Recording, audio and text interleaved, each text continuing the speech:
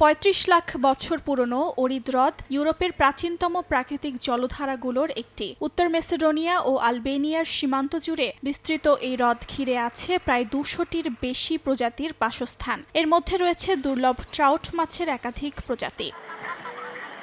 পরিবেশবিদরা বলছেন, টানা ৩ বার ইউনেস্কোর বিশেষজ্ঞ দল হ্রদ পরিদর্শন করলেও পরিস্থিতির উন্নয়ন হয়নি। গ্রিন হিউম্যান সিটি সংগঠনের এক কর্মকর্তা জানান, সরকারের পদক্ষেপহীনতা ও ভুল নীতির কারণেই হ্রদটি ক্ষতিগ্রস্ত হচ্ছে, যা ছিল এই স্বীকৃতির মূল ভিত্তি। ইউনেস্কোর ২০২৪ সালের প্রতিবেদনে সরাসরি এ নিয়ে অভিযোগ করা হয়। উন্নয়ন পরিকল্পনার দুর্বলতা, উপকূলে পর্যটনের নিয়ন্ত্রণহীনতার পাশাপাশি সংকট মোকাবেলায় কার্যকর কোনো ব্যবস্থা নেওয়া হয়নি বলেও প্রতিবেদনে উল্লেখ করা হয়।